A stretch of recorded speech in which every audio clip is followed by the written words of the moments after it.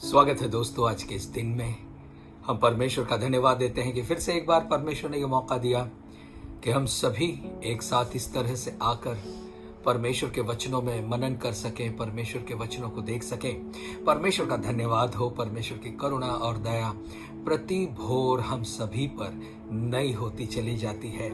आज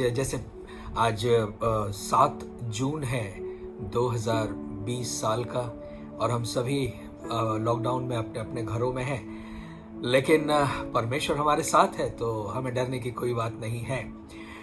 पिछले रविवार को हमने वाचा के विषय में आपसे बातें की, और मैंने आपको बताया कि पुराने समय में हिब्रू कल्चर में उस समय में लोग किस प्रकार से वाचा बांधा करते थे, और परमेश्वर ने भी इसी प्रकार से हमसे और आपसे भी वाचा बांधी है। बहुत सारी वाचाएं, बहुत सारी प्रतिज्ञाएं परमेश्वर ने पूरा की हैं, और जो बाकी हैं वो भी आने वाले दिनों में पूरी होने वाली हैं। सो वाचा का उद्देश्य क्या था? देखिए, जब इंसान ने पाप किया ना, जब परमेश्वर के विरोध में मनुष्य आया, आदम के पाप की वजह से जो मनुष्य था वो परमेश्वर से दूर हो गया, यानी मानव जाति जो थी परमेश्वर से दूर हो गई। मनुष्य परमेश्वर से दूर हुआ, लेकिन परमेश्वर मनुष्यों से कभी दूर नहीं हुआ। परमेश्वर जो था वो मनुष्य को अपने पास लाने के लिए हर प्रकार से जो है कार्य कर रहा था। अगर आप बाइबल को पूरी तरह से पढ़ें और इसका पूरे उद्देश्य को अगर आप देखें तो आप एक चीज पाएंगे। सारे जो घटनाएं हुई, सारा जो इतिहास है बाइबल का, इजरायलियों के जीवन में आए उतार चढ़ाव, इन सभी का एक ही उद्देश्य था, और वो उद्देश्य ये था, परमेश्वर ये चाहता था कि ये मेरे लोग होंगे और मैं उनका परमेश्वर होऊंगा। ये मेरे लोग होंगे और मैं इनका परमेश्वर होऊंगा। भले ये मुझसे दूर चले गए हैं पाप की वजह से, लेकिन फिर भी मैं इन्हें अपने पास आने का रास्ता खोलूंगा। ये मेरे लोग होंगे और मैं इनका परमेश्वर होऊंगा। यही उद्देश्य से हम देखते हैं बाइबल की बहुत सारी घटनाओं को, बहुत सारे वायदों को, प्रोमिसेस को। ये शुरू होता है, यानी जब से आदम ने पाप किया, परमेश्वर के उद्धार की योजना तो पहले से शुरू हो गई थी। मनुष्य को फिर से अपने पास लाकर परमेश्वर चाहता था ये मेरे लोग होंगे और मैं इनका परमेश्वर होऊंगा। ये मेरे लोग होंगे, सच में देखा जाए तो मानव जाति परमेश्वर की होने के लायक नहीं रह गई थी। पाप की वजह से वो परमेश्वर से दूर चले गए थे, लेकिन फिर भी परमेश्वर ने कहा कि नहीं, ये मेरे लोग होंगे, मैं इनका परमेश्वर होऊंगा और अपनी उपस्थिति में इनके बीच में रखूंगा, इनके साथ साथ रहूंगा, मैं इनका परमेश्वर होऊंगा, ये मेरे लोग होंगे। तो इस चीज को हमेशा ध्यान दें। जब आदम ने पाप किया, परमेश्वर ने वाचा बांधी। वाचा कौन सी थी जानते हैं? उत्पत्ति 3:15 में इसको हम लोग देखते हैं कि किस तरह से परमेश्वर ने आदम से और हव्वा से वाचा बांधी। हम निकालेंगे जेनेसिस चैप्टर 3 वर्स 15। यहां पर ऐसा लिखा हुआ है, और मैं तेरे और इस स्त्री के बीच में और तेरे वंश और इसके वंश के बीच में बैर उत्पन्न करूंगा। वो तेरे सिर को कुचल डालेगा और तू उसकी एड़ी को डसेगा। ये प्रॉमिस हो गई, यानी ये वायदा हो गया परमेश्वर का कि ऐसा होगा ना। जिस शैतान की वजह से आदम बहकाया गया, परमेश्वर ने उस शैतान को पूरी तरह से नष्ट करने की योजना बनाई। देखिए, परमेश्वर ने कहा कि स्त्री का वंश जो है वो शैतान के सिर को कुचलेगा। शैतान का सिर क्यों कहा? अगर आप शरीर को देखें तो शरीर का सबसे महत्वपूर्ण भाग सिर होता है। अब यहां पे परमेश्वर ने कहा कि मैं ऐसा करूंगा कि स्त्री का वंश जो है वो आदम के क्षमा करें, स्त्री का वंश जो है वो शैतान के सिर को कुचलेगा। शैतान के सिर को कुचलेगा, इसका मतलब शैतान को पूरी तरह से नष्ट कर देगा, खत्म कर देगा। जिस कोई पेड़ को अगर आप काटना चाहते हैं, खत्म करना चाहते हैं, तो उसकी डालियां काटने से काम नहीं होगा। अगर आप पेड़ को पूरी तरह से खत्म करना चाहते हैं तो उसकी जड़ को काटना पड़ेगा। ठीक उसी तरीके से शैतान को नाश करने के लिए जो है परमेश्वर उसकी जड़ पर प्रहार किया, उसके सिर को कुचलेगा। इस तरह से परमेश्वर ने वायदा किया। और ये काम प्रभु यीशु मसीह ने करके दिखाया। उस क्रूस पर जब वो चढ़ा तो उसने शैतान के सिर को कुचल दिया। शैतान का हथियार क्या है जानते हैं? शैतान का हथियार है पाप और मृत्यु। यीशु मसीह ने सारे पाप अपने ऊपर लिए और वो मृत्यु को उसने सहा, यानी मृत्यु के दौर से गया। लेकिन अगर यीशु मसीह मरा ही होता, यानी मरे हुओं में से जी नहीं उठता, तो हम ये कहते थे कि शैतान जीत गया। लेकिन जब यीशु मसीह मरे हुओं में से जिंदा हुए, उस समय ये घोषित हो गया, ये डिक्लेयर हो गया कि शैतान पूरी तरह से हार गया है। क्रूस पर यीशु मसीह ने शैतान का खुल्लम खुल्ला तमाशा बनाया। सो प्यारो, जब आप और मैं यीशु मसीह के रास्ते पर चलते हैं तो हमें शैतान से डरने की कोई जरूरत नहीं है। बिल्कुल नहीं, बिल्कुल नहीं। क्यों? क्योंकि वो खत्म हो गया, हारा हुआ है। आप और हम क्यों उसका रोना लेकर बैठे हैं, शैतान मुझे सताता है, शैतान ऐसा करता है, शैतान ऐसा करता है। नहीं नहीं नहीं नहीं, अगर आप यीशु मसीह को मानते हैं, यीशु मसीह अगर आपके जीवन में है, तो आप जयवंत से भी बढ़कर हैं, आप विजयी लोग हैं और शैतान हारा हुआ है। तो अब सवाल ये था कि जब परमेश्वर ने आदम से कहा कि स्त्री का वंश शैतान के सिर को कुचलेगा, तो परमेश्वर ने स्त्री के वंश को प्रिजर्व करने, यानी संभाल कर समय पूरा होने तक लाने के लिए परमेश्वर ने हर रास्तों को खोला, यानी यीशु मसीह इस दुनिया में सही समय पे पैदा हो सके। और इसीलिए परमेश्वर ने शुरू से काम करना शुरू किया। अगर आप देखें तो इसको दर्शाने के लिए परमेश्वर ने पहले क्या किया, आदम जब उसने पाप किया, उसकी आंखें खुल गई और आदम और हव्वा ने देखा कि वो नंगे हैं, और उन्होंने अपनी नंगाई को छुपाने के लिए अंजीर के पत्तों से अपने लिए लंगोट बना लिए। ये बाइबल में लिखा हुआ है, अंजीर के पत्तों से लंगोट बनाए। इसका मतलब आदम ने अपने पाप छुपाने के लिए, अपनी नंगाई को छुपाने के लिए अपने तरीके से प्रयत्न किया, खुद के तरीके से। उसको लगा अंजीर के पत्तों को लपेट लूंगा, मेरी नंगाई छुप जाएगी।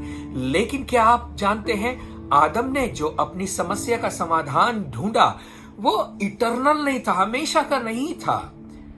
पत्ते सूख जाते, पत्ते गिर जाते और उसकी नंगाई फिर से उसके सामने होती, फिर से उसे जो है अंजीर के पत्तों का उपयोग करना पड़ता।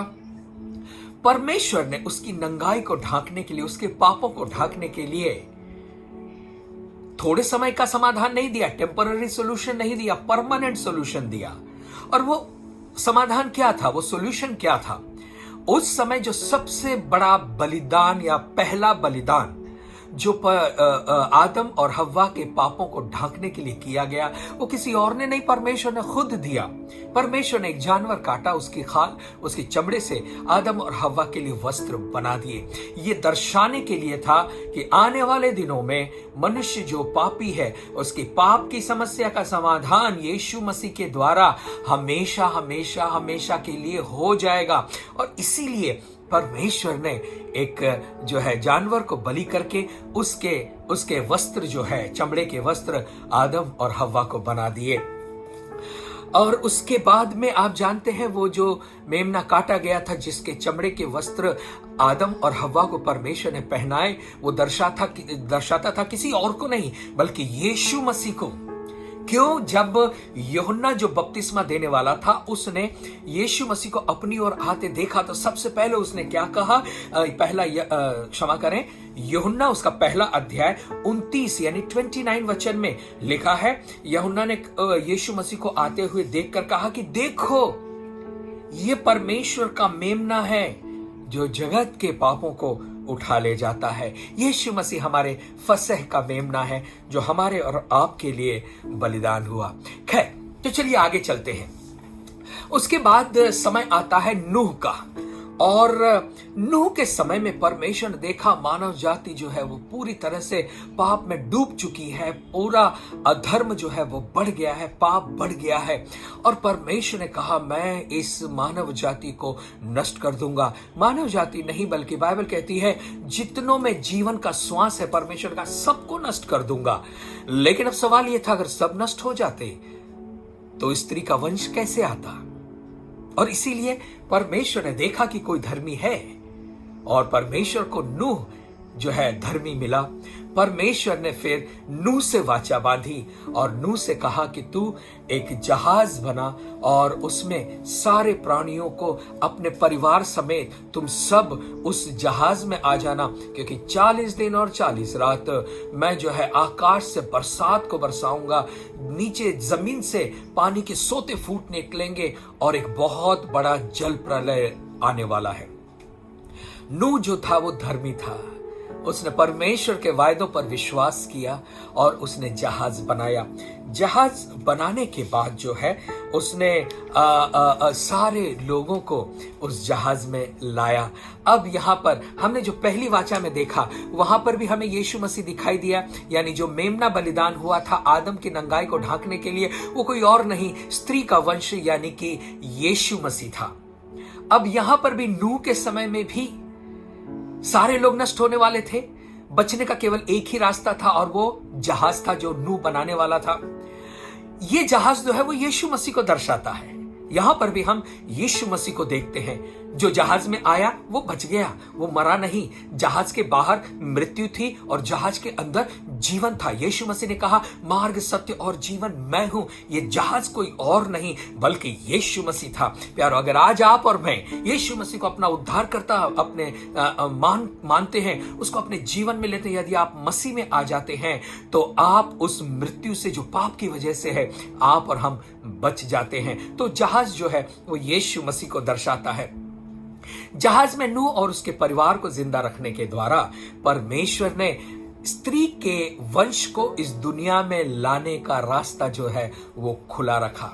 सभी प्राणी जिनमें जीवन का श्वास था वे सभी मर गए। और उसके बाद क्या हुआ? उसके बाद परमेश्वर ने जो है आकाश में रंग बिरंगा धनुष दिखाकर नूह से वाचा बांधी कि देख, जब तक आकाश में ये धनुष दिखाई देगा तब तक मैं अपनी वाचा को स्मरण करूंगा और आगे को कभी भी जल प्रलय से मानव या कोई भी किसी भी प्रकार की इस तरह से घटना नहीं होगी, मृत्यु नहीं होगी ना। यहां पर फिर से यीशु मसीह आ गया। जो मेघ धनुष था, आकाश में जो धनुष रंग बिरंगा दिखाई दिया, वो कोई और नहीं बल्कि यीशु मसीह को दर्शाता है। यीशु मसीह ने हमारे पापों के लिए अपनी जान दी। जो सजा हम पर आनी थी वो यीशु मसीह ने अपने ऊपर ले ली और हमारे बदले वो मारा गया। इसका अर्थ यह है कि अगर परमेश्वर मानव जाति को दंड देना भी चाहेगा तो वो यीशु मसीह की ओर देखेगा। और यीशु मसीह जिसने सारी मानव जाति के लिए पापों का बलिदान दिया, परमेश्वर की जो शर्त है कि पाप की मजदूरी मृत्यु है, यीशु मसीह उस मृत्यु को सह चुका है और इसीलिए अब पाप का दंड उन लोगों के लिए नहीं है जो प्रभु यीशु मसीह को अपना उद्धारकर्ता मानते हैं। तो जब परमेश्वर यीशु मसीह को देखता है, आप और मैं उसके द्वारा धर्मी ठहरते हैं। और इस तरह से परमेश्वर ने आकाश में अपने रंग बिरंगे धनुष को दिखाया। आदम से लेकर नूह तक हम लोग आ गए हैं। हमने दोनों जगह पर प्रभु यीशु मसीह को देखा। अब आगे चलकर परमेश्वर ने एक व्यक्ति से वाचा बांधी और वो कोई और नहीं था बल्कि अब्राहम से। अब्राहम से परमेश्वर ने वाचा बांधी और उस वाचा में परमेश्वर ने अपने अनुग्रह को दिखाया। ये इतिहास में बांधी गई एक अलग प्रकार की वाचा थी जिसमें परमेश्वर अपने लोगों को एक वतन, एक देश देने की प्रतिज्ञा करता है।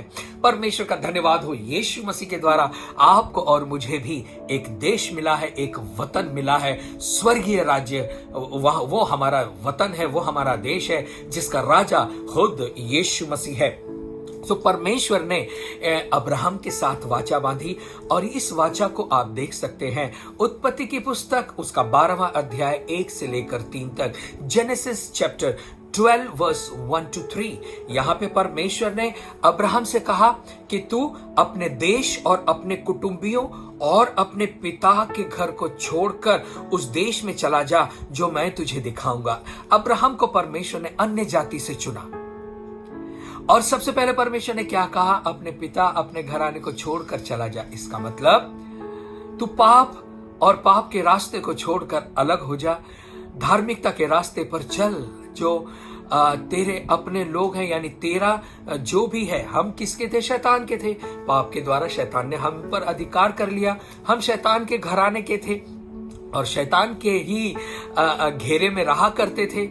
और ये दर्शाता है, परमेश्वर ने जब अब्राहम को कहा कि तू अपने कुटुंबियों और अपने पिता के घर को छोड़कर चला जा, इसका मतलब शैतान और जो शैतान से संबंधित बातें हैं उसको तू छोड़कर अलग हो जा। आज जब आप और हम पश्चाताप के द्वारा जो है पाप से अलग होते हैं तो आगे क्या होता है? जो वाचा परमेश्वर ने अब्राहम से बांधी थी वही हमारे लिए भी पूरी होती है। आगे परमेश्वर ने क्या कहा कि और मैं तुझे एक बड़ी जाति बनाऊंगा।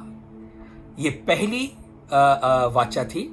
उसके बाद परमेश्वर ने कहा मैं तुझे आशीष दूंगा, दूसरा। फिर परमेश्वर ने कहा मैं तेरा नाम महान करूंगा, तीसरी।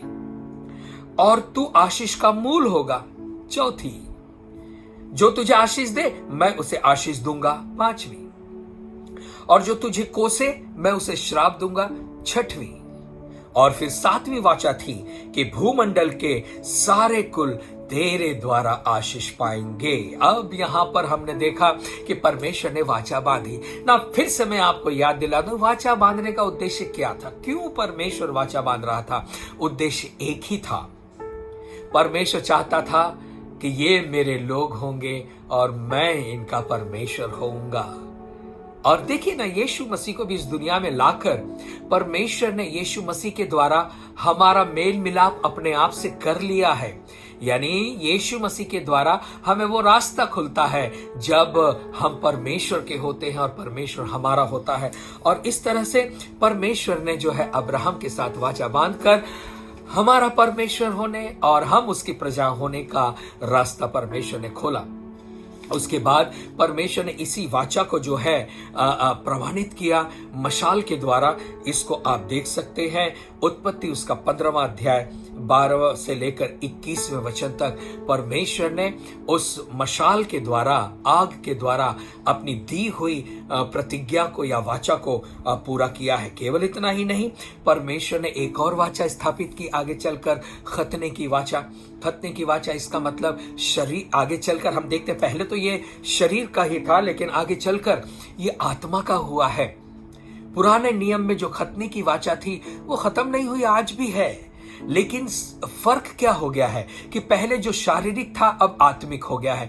आज हम जो है अपनी आत्मा का खतना करते हैं, यानी जब हम अपनी आत्मा से, अपने अंदर से पाप और बुराई को दूर करते हैं, अलग कर देते हैं, तो हम परमेश्वर के लिए पवित्र ठहरते हैं। और ये खतने की वाचा जो है ये दर्शाती है कि हम परमेश्वर के लोग हैं। शैतान से संबंधित, बुराई से संबंधित, पाप से संबंधित कोई भी बात थी, यीशु मसीह के द्वारा परमेश्वर ने हमारे जीवन से अलग किया। फिर आगे चलकर परमेश्वर ने अब्राहम से, जिससे वाचा बांधी थी, समस्या यह थी कि अब्राहम निर्वंश था, उसको कोई वंश नहीं था। अब अगर अब्राहम को परमेश्वर ने चुना और अगर उसको कोई संतान नहीं होगी तो आगे चल के स्त्री का वंश जो मसीहा है, जो यीशु मसीह है, कैसे आ पाएगा? और परमेश्वर ने अब्राहम को जो है पुत्र की आशीष दी। बूढ़ी उम्र में जब अब्राहम 100 साल का था और सारा जो उसकी पत्नी थी वो 90 साल की थी, जब पूरी तरह से कोई संभावना नहीं थी कि ये पति पत्नी जो है माँ और बाप बन सके, परमेश्वर ने अपनी सामर्थ को अब्राहम के जीवन में दिखाया, सारा के जीवन में दिखाया, असंभव को संभव करके दिखाया।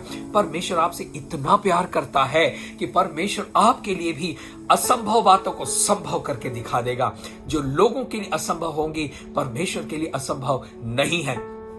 परमेश्वर ने जो है अब्राहम और सारा को इसहाक ये बालक देकर आशीषित किया। अब उसके बाद अब्राहम और सारा का इसहाक जो था वो इकलौता पुत्र था जो उसका अपना था। उसके बाद जो था परमेश्वर ने अब्राहम से कहा तू इसहाक को लेकर जाकर बलि कर दे। इसहाक को अगर बलि हो जाता तो स्त्री का वंश आगे कैसे आता? लेकिन सवाल यह है कि फिर परमेश्वर ने इसहाक को बलि करने की आज्ञा अब्राहम को क्यों दी? वो ये दर्शाता था इसहाक कोई और नहीं बल्कि यहां पर हम यीशु मसीह को देखते हैं। यीशु मसीह जो पिता का इकलौता पुत्र था, पिता ने उस इकलौते पुत्र प्रभु यीशु मसीह को हमारे लिए बलिदान कर दिया।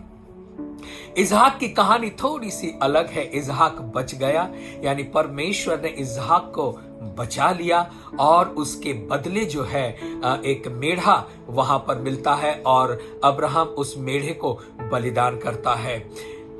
इसहाक आप और मैं थे, हमें बलिदान होना था, लेकिन वो जो मेढ़ा मिला, अब यहां पे हम उसे यीशु मसीह के रूप में देखते हैं।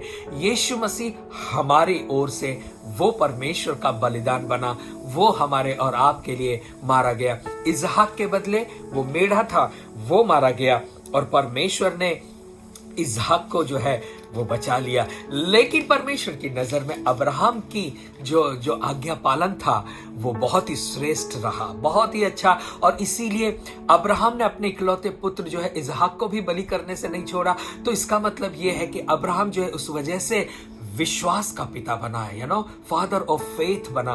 विश्वास उसने परमेश्वर पे दिखाया। अब्राहम जानता था कि जिस परमेश्वर ने वाचाएं बांधी हैं, जो परमेश्वर वायदा करता है, वो अपने वाचा और वायदों को और प्रतिज्ञाओं को निभाने में विश्वास योग्य और धर्मी है। खैर, परमेश्वर ने उसके बाद आगे चलकर हम लोग देखते हैं, फिर परमेश्वर ने मूसा का समय आया और परमेश्वर ने जो है मूसा के द्वारा भी लोगों से अपनी वाचा बांधी। ये जो वाचा थी, ये सिनै पर्वत की वाचा थी, जो परमेश्वर ने मूसा से कहा कि तू इस पर्वत पर आ जा और मैं तुझे आज्ञाएं दूंगा। और परमेश्वर ने मूसा को जो है वो आज्ञाएं दी। मूसा परमेश्वर की उपस्थिति में था और परमेश्वर ने जो है उसे आज्ञाएं दी और वो आज्ञा लेकर नीचे आया। सच में देखा जाए तो 10 कमांडमेंट्स या 10 आज्ञाएं जो हैं, ये आज्ञा ना होके वाचा है। वाचा, हम उसको 10 कमांडमेंट्स बोलते हैं, आज्ञाएं बोलते हैं, लेकिन सच में देखा जाए तो आगे चलकर वो आज्ञाएं जो थी वो वाचा में बदल गई। कैसे जानते हैं? वाचा का संदूक आपने सुना होगा। ये जो पत्थर की पट्टियां हैं जिसके ऊपर 10 आज्ञाएं लिखी थी, ये जो है वाचा के संदूक में रखी जाती थी। जब आज्ञा की पट्टियों को उस संदूक में रखा गया तो उस संदूक का नाम था वाचा का संदूक, यानी आर्क ऑफ कवनेंट, वाचा। तो ये 10 आज्ञाएं जो थी वो कमांडमेंट्स ही नहीं बल्कि आगे चलकर वो वाचा बने और सच में देखा जाए तो सारी वाचाओं का आधार ये 10 आज्ञाएं थी और परमेश्वर ने इसके द्वारा जो है लोगों से वाचा बांधी। इन 10 आज्ञाओं को अगर आप ध्यान से पढ़ें तो 5 और 5 इस तरह से आप इसका 2 भाग में बांट सकते हैं। एक 5 था जो उसका संबंध मनुष्य और परमेश्वर से था और अगली 5 वाचाएं जो थी उसका संबंध मनुष्य से मनुष्य का था। इसका मतलब तुम मुझे छोड़कर और किसी को परमेश्वर करके नहीं मानना। ये जो वाचाएं थी ये मनुष्य और परमेश्वर के बीच में थी। और फिर हम देखते हैं आगे चल के माता पिता का आदर करना, ये सारी बातें जो मनुष्य से मनुष्य को संबंधित है, ये इस प्रकार की 2 प्रकार की वाचाएं, इसको हम 2 भाग में बांट सकते हैं। यानी एक पहली परमेश्वर और मनुष्य या मनुष्य और परमेश्वर के संबंध को दर्शाती है और आगे की 5 जो है वो मनुष्य से मनुष्य के संबंध को दर्शाती हैं। आप समझ में आया आपको? ये जो वाचा थी ये कुछ और नहीं बल्कि वो कलवरी का क्रूस था जिस पर यीशु मसीह टंगने वाला था। क्रूस में आप देखें तो एक जो खंबा होता है वो वर्टिकल होता है, यानी सीधा होता है, और एक होता है जो हॉरिजॉन्टल होता है या आड़ा होता है, इस तरह का। और इसका संबंध जो है क्रूस 10 आज्ञाओं को दर्शाता है और उन आज्ञाओं को पूरा करने के लिए उसी क्रूस पर यीशु मसीह मरा और उसने वहां पर मारे जाकर सारी आज्ञाओं को, सारी व्यवस्था को, सारे लॉ को पूरा किया है और उसके द्वारा आप और मैंने छुटकारा पाया है। तो क्रूस जो है वो हमें 10 आज्ञाओं की याद दिलाता है, यानी हमारा संबंध परमेश्वर से और हमारा संबंध एक दूसरे से। और इस तरह से परमेश्वर ने सिनै पर्वत की वाचा को बांधा, मनुष्य के पापों को क्षमा करने, उस वाचा को पूरा करने के लिए यीशु मसीह उस क्रूस पर बलिदान हुआ और यीशु मसीह ने सारी प्रतिज्ञाएं, सारी वाचाएं हमारी ओर से पूरा की हैं। तो क्या होता है तब जब हम यीशु मसीह को स्वीकार करते हैं, जब यीशु मसीह हमारे अंदर होता है, हम यीशु मसीह में होते हैं, तो जब यीशु मसीह ने आज्ञाओं को, वाचाओं को पूरा किया है, उसके द्वारा हम भी उसी स्थिति में आ जाते हैं। क्योंकि यीशु मसीह ने पूरा किया है और हम यीशु मसीह में हैं, तो ऐसा होता है कि हमने भी पूरा कर लिया है। खैर, आगे चलते हैं। उसके बाद परमेश्वर ने दाऊद से वाचा बांधी है। दाऊद से वाचा बांधी और मंदिर के निर्माण के विषय में परमेश्वर ने दाऊद से वाचा बांधी। खैर, आगे चल के दाऊद तो मंदिर का निर्माण पूरा नहीं कर सका। आगे चल के सुलेमान जो था, उसने मंदिर का निर्माण किया। इसमें भी हम यीशु मसीह को देखते हैं। सोलोमन या सुलेमान जो था वो दाऊद का बेटा था और दाऊद के बेटे ने मंदिर बनाया। परमेश्वर का पुत्र यीशु मसीह था और यीशु मसीह ने आपको और मुझे अपना मंदिर बनाया है और यह वाचा भी परमेश्वर ने यीशु मसीह के द्वारा पूरी की है। तो एक शपथ के द्वारा परमेश्वर ने यह वाचा बांधी और उसे पूरा किया है। आप जानते हैं, जो भी वाचा बांधी गई है वो जो है विश्वास योग्य और धर्मी परमेश्वर के द्वारा बांधी गई है। परमेश्वर जो कहता है उसे जरूर पूरा करता है। मनुष्य जो है अपने वायदों को, अपनी प्रतिज्ञाओं को जो है उससे पीछे हट सकता है, धोखा दे सकता है, लेकिन परमेश्वर वो परमेश्वर है जो एक बार वाचा बांधता है उसको जरूर पूरा करता है। आगे अगर आप बाइबल को देखेंगे तो परमेश्वर ने इस वाचा को और आगे बढ़ाया। अब तक हमने क्या देखा? आदम के समय में यीशु मसीह के रूप में परमेश्वर ने उस मेमने को बलिदान किया है। नूह के बाद जो हम देखते हैं, जो मेघ धनुष है, उसके द्वारा यानी यीशु मसीह के द्वारा दंड की आज्ञा अब हमारे पर नहीं आएगी। यानी जब भी परमेश्वर आकाश में अपने धनुष को देखेगा, उस वाचा को याद करेगा और उसके बाद कभी भी मानव जाति को नाश नहीं करेगा। सिने पर्वत के वाचा के द्वारा हम लोग देखते हैं यीशु मसीह ने उस कलवरी के क्रूस पर चढ़कर उस वाचा को पूरा किया है, उस प्रतिज्ञा को पूरा किया है। दाऊद के साथ बांधी गई वाचा के द्वारा हमने देखा कि किस प्रकार से परमेश्वर ने मुझे और आपको अपना मंदिर बना लिया है। परमेश्वर यहीं पर ठहरा नहीं। अगर आप बाइबल में आगे देखें तो परमेश्वर ने जरमया यानी यिर्मयाह से भी वाचा बांधी। अब ये वाचा जो थी और आगे बढ़ने की थी। परमेश्वर ने जो वाचा बांधी वो ये थी, अगर आप और मैं इस चीज को देखें तो यिर्मयाह चैप्टर 31 वर्स 33, यिर्मयाह उसका 31वां अध्याय 33वां वचन लिखा है, परंतु जो वाचा मैं उन दिनों के बाद इजराइल के घराने से बांधूंगा वो ये है, मैं अपनी व्यवस्था उनके मन में समाऊंगा और उसे उनके हृदय पर लिखूंगा और मैं उनका परमेश्वर ठहरूंगा और वे मेरी प्रजा ठहरेंगे। यहोवा की ये वाणी है। अब आपने देखा, परमेश्वर ने हमें अपना मंदिर बनाया। परमेश्वर अपनी उपस्थिति हमारे अंदर लेकर आता है। अब परमेश्वर हाथ के बनाए हुए मंदिरों में नहीं रहता है, बल्कि परमेश्वर जो जीवित परमेश्वर है वो जीवित मंदिर में रहता है। जीवित परमेश्वर के लिए रहने का कोई दूसरा स्थान नहीं हो सकता। हम और आप परमेश्वर के लिए कौन सा भवन बना सकते हैं? परमेश्वर इतना महान है, इतना विशाल है। स्वर्ग, बाइबल कहती है कि स्वर्ग परमेश्वर का सिंहासन है, पृथ्वी तो पांव रखने की चौकी है। अब जहां पे परमेश्वर के पांव रखे जाते हैं, आप परमेश्वर को उसी पृथ्वी पर कितना बड़ा घर बनाएंगे कि वो आकर उसमें रह सके? नहीं, लेकिन परमेश्वर अपने अनुग्रह और दया से आपको और मुझे अपना निवास स्थान बनाया है। हमारे अंदर वो अपनी पवित्र आत्मा के द्वारा निवास करता है। अब इसका उद्देश्य क्या था? यिर्मयाह को जो परमेश्वर ने वाचा बांधी, उसका उद्देश्य क्या था? ये था कि जो भी वाचाएं हैं, प्रतिज्ञाएं हैं, जो भी मैंने मनुष्य के साथ वाचा बांधी है, मैं उसे बाहर नहीं रखूंगा, यानी पत्थर की पट्टियों पर ही अब नहीं रखूंगा। परमेश्वर कहता है कि मैं उन सारी वाचाओं को जो पत्थर पे थी उन्हें इनके अंदर डाल दूंगा। अब ये प्रतिज्ञा जो परमेश्वर ने यिर्मयाह के समय की थी, या ये वाचा जो परमेश्वर ने यिर्मयाह के समय बांधी, और वो पूरी हो गई। कब पूरी हुई? अब इसको हम लोग देखते हैं 2 कुरिन्थियों उसका 3 अध्याय 1 से लेकर 3 तक, यानी 2 Corinthians chapter 3 from 1 to 3। यहां पर ऐसा लिखा है कि हमारी पत्री तुम ही हो, जो हमारे हृदयों पर लिखी हुई है और उसे सब मनुष्य पहचानते और पढ़ते हैं। ये प्रकट है कि तुम मसीह की पत्री हो। यीशु मसीह के द्वारा ये सारी वाचाएं, सारी आज्ञाएं हमारे अंदर डाल दी गई हैं। हम परमेश्वर की पत्री यानी यीशु मसीह की पत्री बन गए हैं। फिर पौलुस आगे कहता है, जिसको हमने सेवकों के समान लिखा और जो स्याही से नहीं परंतु जीविते परमेश्वर के आत्मा से, पत्थर की पट्टियों पर नहीं परंतु हृदय की मांस रूपी पट्टियों पर लिखा हुआ है। अब आपने देखा यहां पर कि जो वाचा पत्थर पे थी वो हमारे हृदयों में आ गई है। ये जो है स्याही से लिखी हुई या किसी कागज पर लिखी हुई, बाहर नहीं, एक्सटर्नल नहीं रही, ये इंटरनल हो गई। यानी परमेश्वर ने वो वाचाएं और प्रतिज्ञाएं हमारे अंदर डाल दी। इसकी वजह क्या थी? इसकी वजह ये थी ताकि छोटे से लेकर बड़े सभी परमेश्वर को जान लें।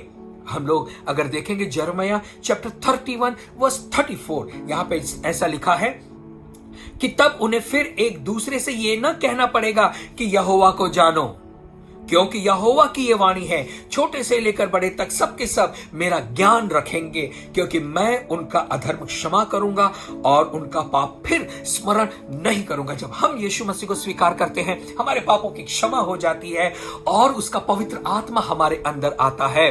पवित्र आत्मा परमेश्वर की व्यवस्था को, उसकी वाचा को हमारे अंदर लेकर आता है और फिर हमें जीवन बदलने की जरूरत नहीं है। परमेश्वर खुद हमारी जिंदगियों को बदलता है। जो पवित्र आत्मा हमारे अंदर है वो हमारी जिंदगियों को बदलता है। आप देखें, मनुष्य अपने आप को नहीं बदल सकता, कोशिश कर सकता है हाँ, लेकिन बदल नहीं सकता। ये बदलने का काम जो है वो परमेश्वर ने पवित्र आत्मा के द्वारा किया है। क्या होता है तब जब आप और मैं यीशु मसीह को स्वीकार करते हैं? यीशु मसीह हमारा और आपका अभिषेक अपनी पवित्र आत्मा से करता है। वो आत्मा हमारे अंदर समाता है। हमारे अंदर तो जो हम मरे हुए हैं हम जिंदा हो जाते हैं पाप की वजह से। जो हम मरे हुए हैं, परमेश्वर का श्वास, परमेश्वर का आत्मा हमारे अंदर आता है और हम जीवन में आ जाते हैं, जीवित हो जाते हैं। और फिर जो जीवन हमें मिलता है परमेश्वर की ओर से मिलता है। और केवल इतना ही नहीं, ये पवित्र आत्मा आपके और हमारे अंदर परमेश्वर की वाचाओं को, परमेश्वर की प्रतिज्ञाओं को डालता है। यह पवित्र आत्मा हमें दोषी नहीं ठहराता है, हां, लेकिन दोष और पाप से मुक्त रहने और अलग रहने की अगुवाई या मार्गदर्शन वो हमेशा हमें करता है। उसके पवित्र आत्मा के कार्यों के द्वारा हम जान सकते हैं कि परमेश्वर हमारे साथ है। और इस तरह से हम जो है मसीह में अब्राहम की संतान बनते हैं, उन प्रतिज्ञाओं के वारिस बनते हैं और परमेश्वर के द्वारा उद्धार पाते हैं। तो हमने हर जगह पर देखा कि यीशु मसीह के द्वारा किस तरह से परमेश्वर ने आपका और मेरा उद्धार किया है। समय पूरा होने पर गैब्रियल स्वर्गदूत जो था वो कुंवारी मरियम के पास आता है। अब वो समय आ गया जो स्त्री के बीज को इस दुनिया में लाने का था। और गैब्रियल स्वर्गदूत कहता है कि पवित्र आत्मा तुझ पर छाया करेगी और जो उत्पन्न होने वाला है वो परमेश्वर की ओर से होगा। केवल इतना ही नहीं, मत्ती में कहा है कि तू उसका नाम इम्मानुएल रखना। इम्मानुएल इसका मतलब है परमेश्वर हमारे साथ है। तो अब ये जो वाचा थी कि मैं इनका परमेश्वर होगा, ये मेरे लोग होंगे, उसके लिए परमेश्वर खुद मनुष्य जाति को ढूंढते हुए आया है। और फिर सच में देखा जाए तो ये कोई धर्म नहीं है। धर्म क्या है? धर्म मनुष्य अपने प्रयत्नों से, अपनी कोशिशों से ईश्वर प्राप्ति का प्रयत्न करता है। अच्छे कर्मों से, अच्छी बातों से वो ईश्वर की प्राप्ति का प्रयत्न करता है। लेकिन सच्चाई क्या है? सच्चाई ये है कि परमेश्वर खुद मनुष्य जाति को ढूंढता हुआ आ गया है। यीशु मसीह के रूप में जब हम यीशु मसीह को स्वीकार करते हैं तो हम कोई धर्म का स्वीकार नहीं करते हैं, हम एक जीवन का स्वीकार करते हैं, एक सच्चाई का स्वीकार करते हैं और उसके द्वारा हमारा जीवन परमेश्वर में सुरक्षित रहता है। मरियम के द्वारा यीशु मसीह आया और फिर परमेश्वर की वो प्रतिज्ञा जो उसने आदम के साथ बांधी थी वो आगे चलकर पूरी होती है। प्रभु यीशु मसीह आपके और मेरे जैसा पूर्ण मनुष्य बनकर आया। आदम ने पाप किया, आदम को मरना था, इसलिए अगर यीशु मसीह परमेश्वर ही बना रहता यहां पर भी तो वो बलिदान पूरा बलिदान नहीं होता था। इसलिए यीशु मसीह मनुष्य रूप बनकर आया। मनुष्य के रूप में आपके और मेरे जैसा वो इस दुनिया में रहा। आपने समझा? यीशु मसीह को मनुष्य बनना था, फिर मनुष्य को मरना था क्योंकि मनुष्य ने पाप किया। यीशु मसीह मेरे और आपकी ओर से उस क्रूस पर मारा गया है। यीशु मसीह चाहते तो अपने आप को बचा सकते थे, लेकिन ऐसा नहीं था। वो उनके आने का उद्देश्य नहीं था। यीशु मसीह का आने का शुरू से ही उद्देश्य था कि वो बलिदान होगा, मारा जाएगा। और इसीलिए यीशु मसीह ने क्रूस पर जाने का इनकार कभी नहीं किया या क्रूस से भागने की कभी कोशिश नहीं की। अगर वो चाहते तो उस समय लोग उनसे बहुत प्यार करते थे और कोई उन्हें छुपा भी सकता था ताकि उनकी मृत्यु ना हो। पतरस भी यीशु मसीह से प्यार करता था। जब यीशु मसीह ने अपने मारे जाने की बात कही तो पतरस ने कहा, नहीं नहीं, ऐसा नहीं होगा प्रभु, तू नहीं मरेगा। लेकिन यीशु मसीह ने उसे डांटा है, उसे शैतान कहा है तुम मुझसे दूर हो जा, क्योंकि ये शैतान ही था जो नहीं चाहता था कि यीशु मसीह मरे, क्योंकि अगर वो मारा गया तो बलिदान पूरा हो जाता था। और इसीलिए जो है यीशु मसीह ने शैतान पर विजय पाई। क्रूस पर जब यीशु मसीह मारा गया तो उसके मारे जाने से आप और मैं धर्मी ठहरे हैं। अब धर्मी बनने का रास्ता कुछ हमें करने का की जरूरत नहीं है, केवल हम यीशु मसीह को स्वीकार करें। संसार के लोग धर्मी बनने के लिए अच्छे काम करते हैं, लेकिन जब आप और मैं यीशु मसीह को स्वीकार करते हैं तो हम धर्मी बन जाते हैं। उसके बाद जो हम अच्छे काम करते हैं वो धार्मिकता के काम होते हैं। अगर हम यीशु मसीह को अपना जीवन नहीं दें और भले हम कितने भी अच्छे अच्छे काम करें, बाइबल में बताया है कि परमेश्वर की नजर में ऐसे सारे काम मैले चिथड़ों के समान हैं, मैले चिथड़ों के समान है। यानी उससे कोई फायदा नहीं होगा। हम अपने आप को साफ नहीं कर सकते। मैले चिथड़ों से कोई अपने आप को साफ नहीं कर सकता। लेकिन जब हम यीशु मसीह को स्वीकार करते हैं, हमें परमेश्वर शुद्ध करता है, और शुद्ध होने के बाद जब हम धर्मी ठहरते हैं तब हम जो भी धार्मिकता के कार्य करते हैं परमेश्वर उसे स्वीकार करता है। तो आज मैंने आपको ये बताया कि किस तरह से परमेश्वर वाचाओं को बनाए रखने वाला परमेश्वर है। उद्देश्य क्या था आपको पता है। सारी वाचाओं का उद्देश्य क्या था कि मैं इनका परमेश्वर होऊंगा, ये मेरे लोग होंगे। और उसके लिए परमेश्वर ने अलग अलग लोगों से वाचा बांधी और यीशु मसीह के आने का रास्ता खुला। और सही समय पर यीशु मसीह इस दुनिया में आया, वो आपके और मेरे पापों के लिए बलिदान हुआ और मुझे और आपको उसने उस पाप से, मृत्यु से छुड़ा लिया। आदम जो है अब अपने पाप की दशा से छुटकारा पा चुका है। जो परमेश्वर की उपस्थिति उसने खो दी थी, यीशु मसीह के द्वारा हमें फिर वापस मिल गई है। सो परमेश्वर का धन्यवाद दें उन वाचाओं के लिए, उन प्रतिज्ञाओं के लिए। परमेश्वर ने वो वाचाएं हमारे अंदर डालती हैं, हमारे हृदयों पर लिखती हैं। और अब हम परमेश्वर की जीवित पत्री हैं। जीवित परमेश्वर वो हमारे अंदर रहता है, तो अब हम जीवित परमेश्वर के मंदिर हैं। आप साधारण व्यक्ति नहीं हैं, आप परमेश्वर की निज प्रजा हैं, परमेश्वर के चुने हुए लोग हैं, राजकीय याजक हैं, परमेश्वर के अपने लोग आप और मैं बन गए हैं। और इसीलिए परमेश्वर का धन्यवाद है उसकी वाचाओं के लिए। तो आपने देखा कि किस तरह से एक तरीके से परमेश्वर यीशु मसीह को लाता है और आपके और मेरे लिए उद्धार का मार्ग खोलता है। परमेश्वर आप सभी को बहुत बहुत आशीष दे। और मैं जानता हूं कि ये वचन आप समझ गए होंगे। आप आनंदित हो जाएं, खुश रहें। हर परिस्थितियों पर परमेश्वर आपको विजय दिलाता है, क्योंकि वो आपके साथ है। अब हम परमेश्वर की उपस्थिति से दूर नहीं, परमेश्वर हमारे साथ है और वो हमें आगे लेकर चलेगा। करते रहे। प्रभु आप सभी को आशीष दे।